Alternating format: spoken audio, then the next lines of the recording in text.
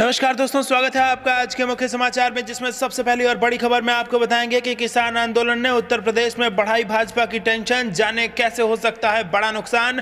दूसरी बड़ी खबर में जिक्र होगा कि किसानों के समर्थन में राहुल गांधी का हमला, कहा तीनों कृषि कानूनों से कुचले जाने के बाद अब अन्नदाता पर एक और वार। और तीसरी बड़ी खबर में आपको बताएंगे कि देश भर में किसानों का चक्का जाम, लाल किला, आरटीओ समेत कई मेट्रो स्टेशन के दरवाजे कर दिए गए बंद। 10 बड़ी बातें आपको बताएंगे दोस्तों, लेकिन उससे पहले अगर आप भी देश के किसानों के साथ खड़े हैं तो आप अभी इस वीडियो को लाइक कीजिए और इस लाल बटन को दबा के इस चैनल को फ्री में सब्सक्राइब करके घंटी बजाकर कमेंट में लिखिए जय हिंद। दोस्तों रुक करते हैं तमाम बड़ी खबरों की तरफ। किसान आंदोलन ने उत्तर प्रदेश में बढ़ाई भाजपा की टेंशन, जाने कैसे हो सकता है बड़ा नुकसान। जी हां दोस्तों, किसान आंदोलन का कोई हल नहीं निकलता देख व पश्चिम उत्तर प्रदेश में हो रही खाप पंचायतों से भाजपा की दिक्कतें बढ़ने लगी है। राज्य में अप्रैल माह में पंचायत चुनाव है, साथ ही 1 साल बाद विधानसभा चुनाव भी होने हैं। ऐसे में पश्चिम उत्तर प्रदेश का माहौल उसके लिए नुकसानदेह साबित हो सकता है। खासकर जाट समुदाय की नाराजगी, जो पिछले सालों में अधिकांशतः भाजपा के साथ खड़ा होता रहा है। किसान आंदोलन का फिलहाल कोई हल निकलता नहीं दिख रहा है।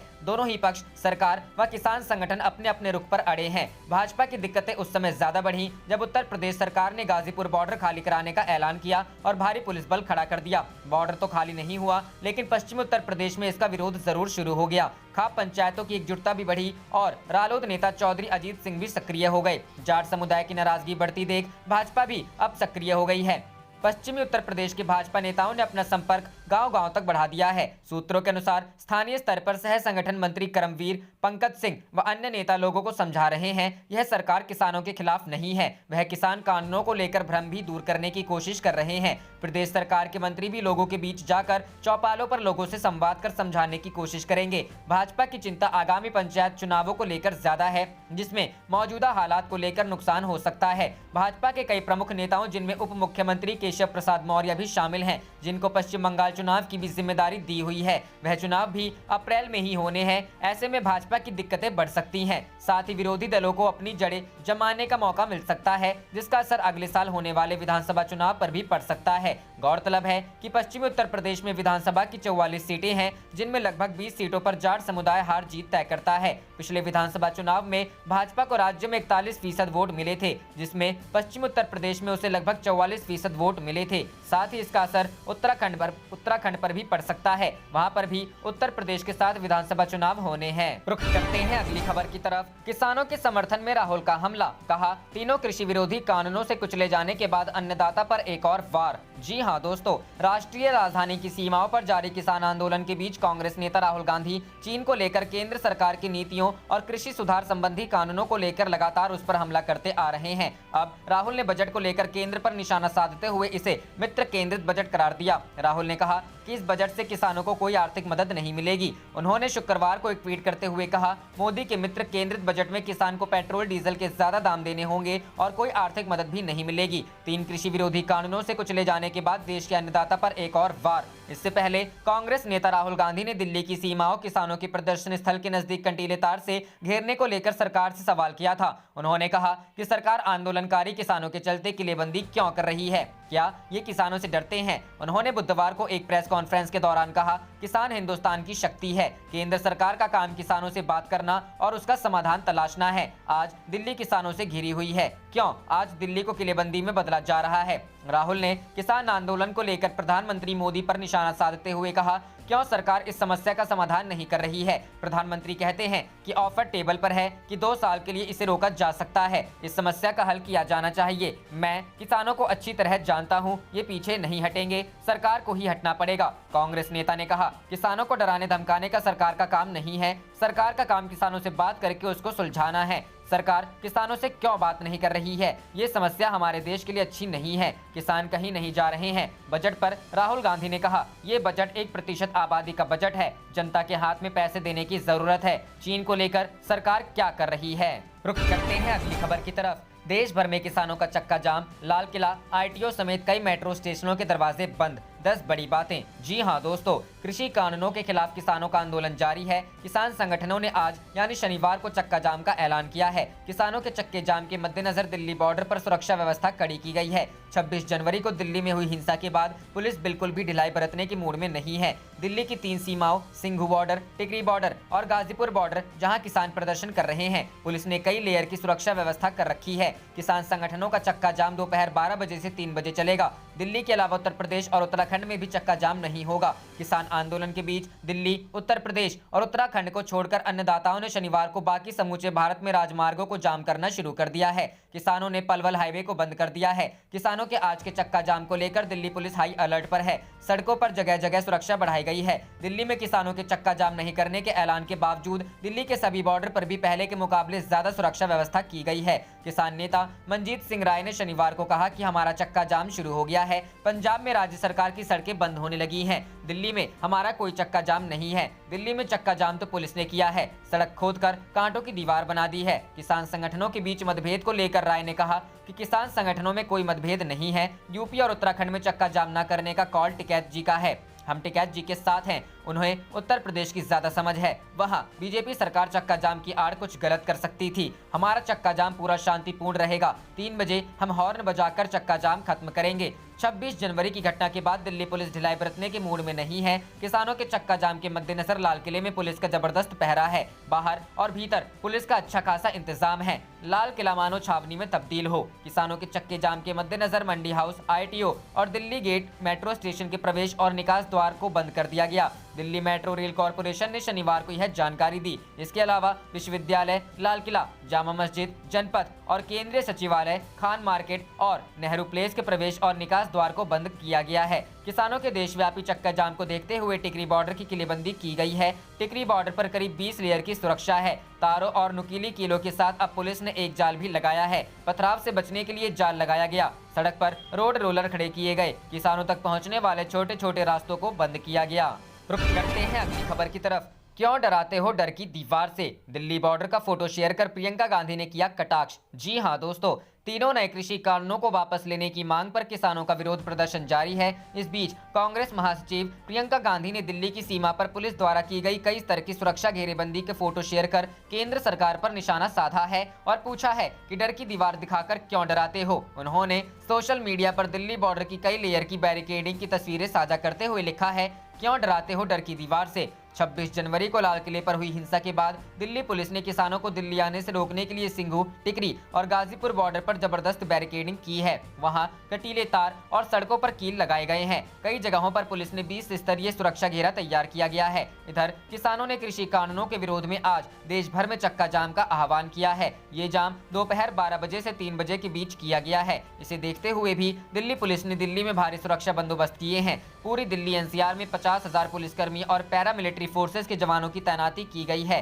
पुलिस बॉर्डर इलाके में ड्रोन कैमरे से निगरानी रख रही है। इतना ही नहीं, एहतियातन सुरक्षा के मद्देनजर दिल्ली मेट्रो के 10 स्टेशनों को बंद कर दिया गया है। वहां एंट्री और एग्जिट रोक दी गई है। हालांकि किसानों ने पहले ही साफ कर दिया था कि दिल्ली, यूपी और उत्तराखंड में चक्का जाम नहीं रहेगा। रुख करते हैं अगली खबर की तरफ। किसान आंदोलन को लेकर बोले मेघालय के राज्यपाल, इस आंदोलन को दबाया नहीं जा सकता। जी हां दोस्तों, तीनों कृषि कानूनों को निरस्त करने की मांग को लेकर हजारों किसान दिल्ली सीमाओं पर विरोध प्रदर्शन कर रहे हैं। केंद्र सरकार ने 3 विवादास्पद कृषि कानूनों को निरस्त करने से इनकार कर दिया है। सरकार ने किसानों की मांग को ठुकराया। मेघालय के राज्यपाल सत्यपाल मलिक ने कहा है कि किसान आंदोलन को दबाया नहीं जा सकता। मेघालय के राज्यपाल सत्यपाल मलिक ने कहा कि इस आंदोलन के अगर गलत तरीके से काम किया जाता है तो इसके दूरगामी प्रभाव होंगे। मलिक ने शिलांग में संवाददाताओं से कहा कि गतिरोध को यथाशीघ्र बातचीत के माध्यम से सुलझाया जाना चाहिए, क्योंकि दमन से कोई आंदोलन समाप्त नहीं हुआ है। उन्होंने आगे कहा कि यह आंदोलन देश के कोने कोने तक पहुंच गया है और अब स्थानीय आंदोलन नहीं है। राज्यपाल ने केंद्रीय गृह मंत्री अमित शाह से आग्रह किया कि वे इस संकट के समाधान के लिए कुछ उदारता दिखाएं। उन्होंने यह भी कहा कि उन्होंने इस संदेश को केंद्रीय गृह मंत्री को व्यक्तिगत रूप से पहुंचा दिया है और उनसे प्रधानमंत्री नरेंद्र मोदी को संदेश भेजने का आग्रह किया है। उन्होंने कहा, गृह मंत्री बहुत ग्रहणशील हैं और उनके हस्तक्षेप के माध्यम से राकेश टिकैत की गिरफ्तारी से बचा गया और सेना को वापस ले लिया गया। रुख करते हैं अगली खबर की तरफ। दिल्ली, यूपी और उत्तराखंड को छोड़कर आज होगा किसान संगठनों का देशव्यापी चक्का जाम। संयुक्त मोर्चा ने बताया पूरा प्लान। जी हां दोस्तों, किसान संगठनों ने आज यानी 6 फरवरी को देशव्यापी चक्का जाम का ऐलान किया है। इसको लेकर संयुक्त किसान मोर्चा ने दिशा निर्देश जारी किए हैं। कांग्रेस ने किसानों के चक्के जाम का समर्थन किया। दिल्ली में चक्का जाम का कोई असर नहीं होगा। वहीं दिल्ली और उत्तर प्रदेश की सीमा पर किसान आंदोलन का नेतृत्व कर रहे भारतीय किसान यूनियन के नेता राकेश टिकैत ने कहा है कि कल दिल्ली, उत्तर प्रदेश और उत्तराखंड में चक्का जाम नहीं किया जाएगा। किसान सिर्फ जिलाधिकारी को ज्ञापन सौंपेंगे। संयुक्त किसान मोर्चा का बयान। संयुक्त किसान मोर्चा के मुताबिक देश भर में राष्ट्रीय और राजमार्गों का दोपहर 12 बजे से 3 बजे तक चक्का जाम किया जाएगा। इस दौरान इमरजेंसी और आवश्यक सेवाओं जैसे एम्बुलेंस, स्कूल बस आदि को नहीं रोका जाएगा। किसान मोर्चा ने कहा है कि चक्का जाम पूरी तरह से शांतिपूर्ण और अहिंसक रहेगा। बयान में कहा गया है कि दिल्ली एनसीआर में कोई चक्का जाम प्रोग्राम नहीं होगा, क्योंकि सभी विरोध स्थल पहले से ही चक्का जाम मोड में हैं। दिल्ली में प्रवेश करने के लिए सभी सड़कें खुली रहेंगी। जहां पहले से ही किसानों के आंदोलन चल रहे हैं, वो रास्ते बंद रहेंगे। किसान मोर्चा ने कहा कि सभी से अपील है कि किसान चक्का जाम में भाग लें। 3 बजे 1 मिनट तक हॉर्न बजाकर किसानों की एकता का संकेत दें। रुख करते हैं अगली खबर की तरफ। 17 जिलों में इंटरनेट बंद करने का मामला, हाईकोर्ट ने मांगा हरियाणा सरकार से जवाब। जी हां दोस्तों, हरियाणा सरकार ने किसान आंदोलन के मद्देनजर इंटरनेट बैन किया गया था। इसी संबंध में पंजाब एवं हरियाणा हाईकोर्ट ने हरियाणा सरकार के खिलाफ की गई एक याचिका पर सुनवाई करते हुए राज्य सरकार व केंद्र सरकार को नोटिस जारी कर जवाब मांगा है। बता दें कि यमुनानगर निवासी संदीप सिंह व अन्य ने याचिका में कोर्ट को बताया गया कि 26 जनवरी को केंद्र सरकार ने सिंघू बॉर्डर, गाजीपुर, टिकरी, मुकरबा चौक व नागलोई में आसपास इंटरनेट सेवाओं को रोक दिया, जिसके बाद हरियाणा सरकार ने 17 जिलों में मोबाइल इंटरनेट सेवाओं पर रोक लगा दी थी। कोर्ट को बताया गया कि अभी भी कुछ जिलों में इंटरनेट सेवाओं पर रोक जारी है। याचिका में आरोप लगाया गया कि सरकार की इस तरह की कार्रवाई मौलिक अधिकारों के खिलाफ है। सरकार की इस कार्रवाई के कारण बच्चों की पढ़ाई व अन्य कार्यालय के काम घर से चल रहे हैं, लेकिन इंटरनेट सेवाओं के निलंबन के चलते सभी को परेशानी का सामना करना पड़ रहा है। रुख करते हैं अगली खबर की तरफ। राज्यसभा में उठा दीप सिद्धू का मुद्दा, शिवसेना ने पूछा बताओ वो किसका आदमी है। जी हां दोस्तों, शिवसेना ने शुक्रवार को दावा किया कि दिल्ली की विभिन्न सीमाओं पर 3 कृषि कानूनों के खिलाफ चल रहा आंदोलन सिर्फ पंजाब, हरियाणा और पश्चिमी उत्तर प्रदेश के किसानों का नहीं बल्कि पूरे देश का आंदोलन है। साथ ही उन्होंने आरोप लगाया कि केंद्र सरकार इस आंदोलन को बदनाम करने की साजिश रच रही है। राष्ट्रपति के अभिभाषण पर राज्यसभा में पेश धन्यवाद प्रस्ताव पर चर्चा में हिस्सा लेते हुए शिवसेना नेता संजय राउत ने यह कहते हुए भी सरकार पर निशाना साधा कि उससे सवाल पूछने या उसकी आलोचना करने वालों पर आज देशद्रोह का मुकदमा दायर कर दिया जाता है। इस दौरान दीप सिद्धू का मुद्दा भी उठाया गया। बहुमत अहंकार से नहीं चलता। राउत शिवसेना नेता ने कहा कि मोदी जी को प्रचंड बहुमत मिला है और हम इसका सम्मान करते हैं। बहुमत देश चलाने के लिए होता है, बहुमत अहंकार से नहीं चलता। उन्होंने कहा कि निंदा करने वालों को आप बदनाम कर देते हैं, जैसे किसान आंदोलन को बदनाम करने की साजिश चल रही है। यह देश की प्रतिष्ठा के लिए ठीक नहीं है, यह देश के किसानों के लिए और हम सबके लिए ठीक नहीं है। गणतंत्र दिवस के दिन लाल किले पर हुई घटना को उल्लेख करते हुए राउत ने कहा कि इस मामले का मुख्य आरोपी अभी तक पकड़ा नहीं गया है, जबकि 200 से अधिक किसानों को जेल में बंद कर देशद्रोह का मुकदमा दायर किया गया है। रुख करते हैं अगली खबर की तरफ। लोकसभा में हंगामे को लेकर बोले अधीर रंजन चौधरी, हम सिर्फ किसान आंदोलन पर चर्चा चाहते हैं। जी हां दोस्तों, लोकसभा में कांग्रेस के नेता अधीर रंजन चौधरी ने कहा है कि सरकार से हम किसान आंदोलन पर चर्चा की मांग कर रहे हैं। हमारी मांग है कि कृषि कानूनों और किसान आंदोलन पर लोकसभा में चर्चा कराई जाए, लेकिन सरकार इस पर राजी नहीं हो रही है। मौजूदा सत्र में लोकसभा में लगातार हंगामा होने को लेकर चौधरी ने ये बात कही है। शुक्रवार को अधीर रंजन चौधरी ने कहा कि राज्यसभा में किसानों के मुद्दे पर चर्चा हुई है। हमने लोकसभा में किसान आंदोलन को लेकर एक अलग चर्चा के लिए सरकार से आग्रह किया है। राष्ट्रपति के अभिभाषण पर धन्यवाद प्रस्ताव पर तमाम मुद्दों पर चर्चा हो रही है, तो किसानों के मुद्दे पर भी बात हो। हमारी यही एकमात्र मांग है। किसान 2 महीने से ज्यादा समय से खुली छत के नीचे बैठे हैं, ऐसे में ये जरूरी है कि सदन में उनकी बात पर बहस हो। अधीर रंजन चौधरी ने शुक्रवार को स्वीडिश जलवायु कार्यकर्ता Greta Thunberg, singer Rihanna, media personality Mia Khalifa और कई अंतर्राष्ट्रीय हस्तियों के किसानों को समर्थन पर सरकार की ओर से ऐतराज को लेकर भी केंद्र को घेरा है। अधीर रंजन चौधरी ने ट्वीट कर लिखा, हमारे कुछ राष्ट्रवादियों ने अमेरिका में नारा दिया था, अब की बार ट्रंप सरकार। इसका क्या मतलब था? जब हमने जॉर्ज फ्लॉयड के साथ हुई क्रूरता के खिलाफ विरोध किया तो किसी ने सवाल नहीं उठाया। अब जब रिहाना और ग्रेटा थनबर्ग ने हमारे देश के किसानों के साथ एकजुटता दिखाने की कोशिश की तो ये क्यों भड़क रहे हैं? सरकार को समझ लेना चाहिए कि आज के दौर में किसी को आप इस तरह से चुप नहीं कर सकते हैं। आलोचना से डरने की जगह आत्मनिरीक्षण करें। हम सब किसान के उगाए गए अन्न को खाकर बड़े हुए हैं, हमें भारतीय किसानों के साथ एकजुटता दिखाना चाहिए। रुख करते हैं अगली खबर की तरफ। किसान महापंचायत शामली में बोले जयंत चौधरी, भाजपा का राजनीतिक ताबूत साबित होंगी सड़कों पर बिछाई गई कीलें। जी हां दोस्तों, उत्तर प्रदेश के शामली में राष्ट्रीय लोकदल के आह्वान पर शुक्रवार प्रशासन के इनकार के बावजूद किसान महापंचायत हुई। बड़ी संख्या में किसान महापंचायत में शामिल हुए। महापंचायत में भारतीय किसान यूनियन के अध्यक्ष नरेश टिकैत के छोटे भाई नरेंद्र भी पहुंचे। हालांकि राकेश टिकैत ने खुद को इस महापंचायत से दूर रखा। कृषि कानूनों के विरोध में भैंसवाल गांव में स्वामी कल्याण देव कन्या गुरुकुल में आयोजित महापंचायत में रालोद उपाध्यक्ष जयंत चौधरी ने 26 जनवरी को दिल्ली में हुई हिंसा को लेकर भाजपा को जिम्मेदार ठहराया। जयंत चौधरी ने इसे भाजपा की साजिश बताते हुए कहा कि उपद्रवियों को दिल्ली पुलिस मूक दर्शक बनकर देखती रही। उन्होंने कहा कि जो आज किसानों के साथ नहीं, उन्हें आगामी चुनाव में वोट नहीं देना है। जयंत चौधरी ने कहा कि सड़कों पर बिछाई गई कीलें भाजपा के राजनीतिक ताबूत की कीलें साबित होंगी। कृषि कानून का विरोध कर रहे राष्ट्रीय लोकदल यूपी में 5 फरवरी से 18 फरवरी तक कई पंचायतों का आयोजन करेगा। शुक्रवार को शामली के भैंसवाल गांव में स्वामी कल्याणदेव कन्या गुरुकुल में महापंचायत आयोजित की गई। हालांकि एक दिन पहले ही गुरुवार को शामली प्रशासन ने किसानों को महापंचायत करने की अनुमति देने से इनकार कर दिया था। इसके बावजूद महापंचायत के लिए बड़ी संख्या में किसान यहां एकत्र हुए। किसान महापंचायत को संबोधित करते हुए रालोद उपाध्यक्ष जयंत चौधरी ने कहा कि सरकार कृषि कानूनों पर अड़िग है, जबकि जब सभी लोग इस कानूनों का विरोध कर रहे हैं तो सरकार को इसको वापस ले लेना चाहिए। जयंत ने लोगों से अपील करते हुए कहा कि विधानसभा में किसानों के प्रतिनिधि कम हो गए हैं, अब फिर से विधानसभा में प्रतिनिधियों को भेजना होगा। इसके लिए किसान नेताओं को जिताएं। एसडीएम शामली संदीप कुमार औरव और सीओ थाना भवन अमित सक्सेना ने आयोजन स्थल का मुआयना किया। एसपी सुकृति माधव ने बताया कि किसान महापंचायत को लेकर सुरक्षा और कानून व्यवस्था के मद्देनजर पुलिस बल तैनात किया गया है। रुख करते हैं अगली खबर की तरफ।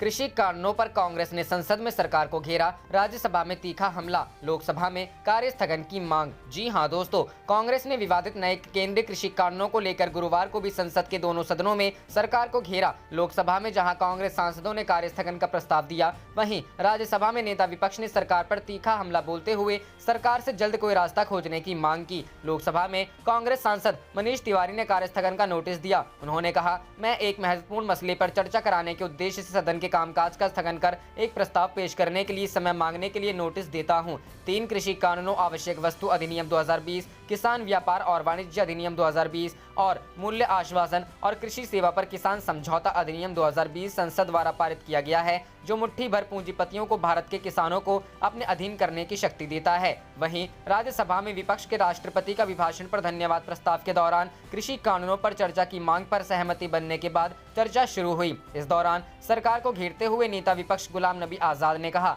सरकार ने उल्लेख किया है कि धन्यवाद प्रस्ताव से पहले किसी भी बात पर चर्चा करने के लिए कोई रस्म नहीं है, इसलिए सभी विपक्षी सांसद धन्यवाद प्रस्ताव पर चर्चा करने और उसके बाद किसानों के मुद्दे को उठाने के लिए सहमत हुए हैं। गुलाम नबी आजाद ने कहा कि नए कृषि कानूनों पर जारी किसानों के आंदोलन को देखते हुए सरकार को एक रास्ता खोजना होगा। हालांकि सरकार ने कृषि कानूनों को वापस लेने से इनकार कर दिया है और यहां तक कि सर्वदलीय बैठक में प्रधानमंत्री नरेंद्र मोदी ने भी कहा था कि कानूनों को 18 महीने के लिए रोका जा सकता है, लेकिन किसानों की मांगों को देखते हुए सरकार को कोई रास्ता निकालना चाहिए। इससे पहले आज दिन में कांग्रेस नेता राहुल गांधी ने भी सरकार से इस मुद्दे पर घेरते हुए जल्द से जल्द हल निकालने का आग्रह किया। उन्होंने पूछा कि सरकार किलेबंदी क्यों कर रही है, क्या वे किसानों से डरते हैं? किसान देश की ताकत है और सरकार को उनसे बात करनी चाहिए और इस मुद्दे को सुलझाना चाहिए।